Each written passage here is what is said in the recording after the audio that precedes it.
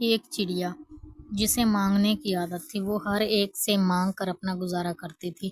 ایک بار وہ کسی فروٹ والی کے پاس آئی اور وہاں پر بیٹھ گئی اور اس سے کہنے لگی، ارے بہن، بہت تازی تازی سبزیاں لے کر بیٹھی ہو، مجھے بھی ان میں سے کچھ کھانے کے لیے دے دو، میں کل سے بھوکی ہوں، پلیز مجھے بھی کھانے کے لیے کچھ دے دو۔ پھر سبزی والی بولی کہ نہیں بہن، میرا اپنا گزارا بہت مشکل سے ہوتا ہے، اپنا کام کرو اور جاؤ یہاں سے۔ پھر چڑیا وہاں سے چلی جاتی ہے۔ پھر وہ وہاں سے اڑتے اڑتے کسی اور جگہ دو پرندوں کے پاس جاتی ہے، ان سے جا کر کہتی ہے کہ میڈم صاحب، مجھے کچھ پیسے دے دیں۔ جاؤ یہاں سے، کوئی پیسے ویسے نہیں۔ چڑیا وہاں سے بھی چلی جاتی ہے اور ایک جگہ بچہ کھانا کھا رہا ہوتا ہے، وہ چڑیا کو دیکھ کر اپنا کھانا چھپا لیتا ہے اور چڑیا کہتی ہے کہ ارے مجھے دیکھ کر کھانا کیوں چھپایا تو نے؟ ارے کون سا کھانا؟ میں نے کوئی کھانا وانا نہیں چھپایا، جاؤ یہاں سے، میں چلا جاتا ہوں۔ بچہ وہاں سے چلا جاتا ہے اور ادھر سے ایک نیلو نام کا پرندہ آتا ہے اور کہتا ہے کہ کون ہو تم اور پریشان کیوں بیٹھی ہو؟ میں مانگنے والی ہوں، میری کوئی مدد نہیں کرتا۔ پھر نیلو کہتا ہے کہ میرے پاس کسی چیز کی کمی نہیں ہے، ہر چیز ہے میرے پاس، تم میرے ساتھ چلو، میں تمہیں کسی چیز کی کمی نہیں ہونے دوں گا۔ پھر چڑیا بولتی ہے کہ یہ تو تم مجھ پر احسان کرو گے، لیکن میں تمہارے ساتھ کیسے جاؤں؟ میں تمہیں اپنی رانی بنانا چاہتا ہوں، چلو تم۔ پھر نیلو آگے آگے چلا جاتا ہے اور چڑیا اس کے پیچھے پیچھے۔ چڑیا سوچتی ہے کہ میری اتنی قسمت تیز کہ میں رانی بننے والی ہوں۔ پھر اڑتے اڑتے نیلو اپنے گھر کے پاس پہنچ جاتا ہے اور وہاں پر جا کر بیٹھ کر بولتا ہے کہ آؤ آؤ، یہ ہے میرا گھر اور جہاں پر بیٹھ جاؤ تم۔ چڑیا وہاں ایک جگہ پر بیٹھ جاتی ہے اور کہتی ہے کہ ارے یہ تو بہت پیارا گھر ہے، یہ تمہارا گھر ہے؟ پھر نیلو بولتا ہے کہ ہاں ہاں، یہ میرا گھر ہے نا، خوبصورت گھر۔ پھر چڑیا بولی یہ تو بڑا پیارا گھر ہے، اتنا پیارا گھر تو میں نے پہلے کبھی نہیں دیکھا۔ پھر نیلو بولا کہ ہاں اب چلو اندر چلتے ہیں۔ پھر نیلو اندر چلا جاتا ہے اور بیڈ پر جا کر بیٹھ جاتا ہے اور چڑیا بھی اس کے پیچھے پیچھے اندر آتی ہے اور ادھر ادھر دیکھتی ہے اور بیڈ کی سائڈ پر بیٹھ جاتی ہے اور نیلو بولتا ہے کہ اسے تم اپنا ہی گھر سمجھو، اور پھر چڑیا بولتی ہے کہ ہاں ٹھیک ہے۔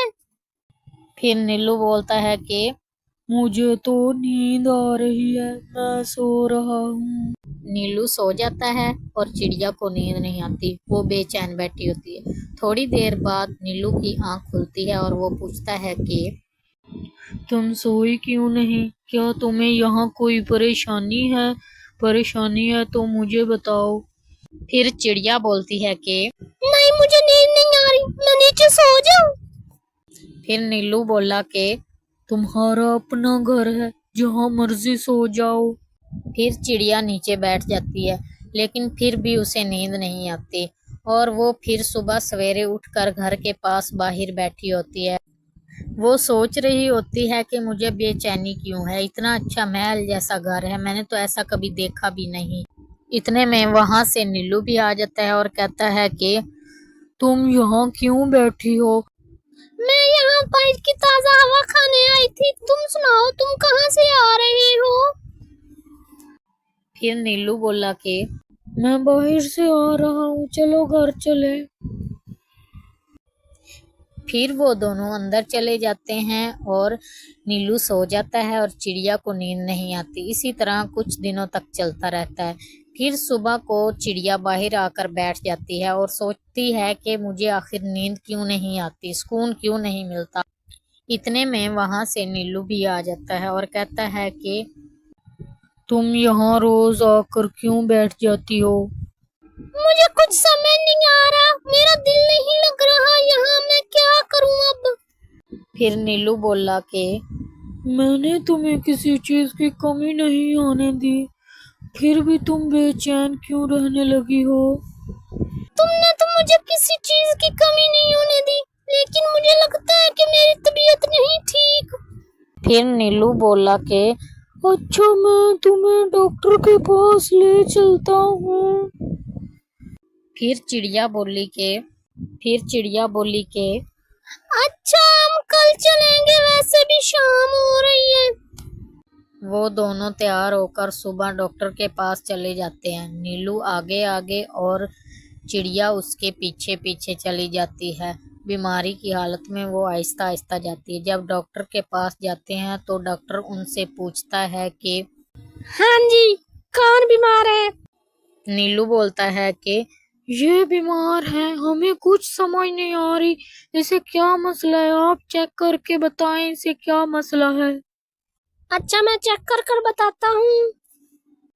डॉक्टर चिड़िया को चेक करता है और उसको कुछ समझ नहीं आ रही होती कि चिड़िया को क्या मसला है।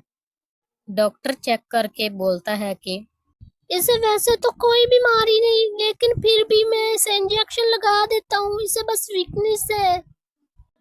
फिर डॉक्टर चिड़िया को इंजेक्शन लगा देता है और चिड़िया की तरफ देखकर बोलता है कि मैडम आप घर जाएं, मुझे नीलू से जरूरी बात करनी है, आप घर जाकर आराम करें, नीलू अभी आ जाएगा। डॉक्टर की बात सुनकर चिड़िया आहिस्ता आहिस्ता घर की तरफ चली जाती है और फिर नीलू कहता है कि डॉक्टर साहब आपने मुझे क्यों रोका, कोई जरूरी बात है क्या जो आपने मुझे रोका है। ये कौन है, तुम इसे कहाँ से लाए हो, मुझे पूरी बात सच सच बताओ।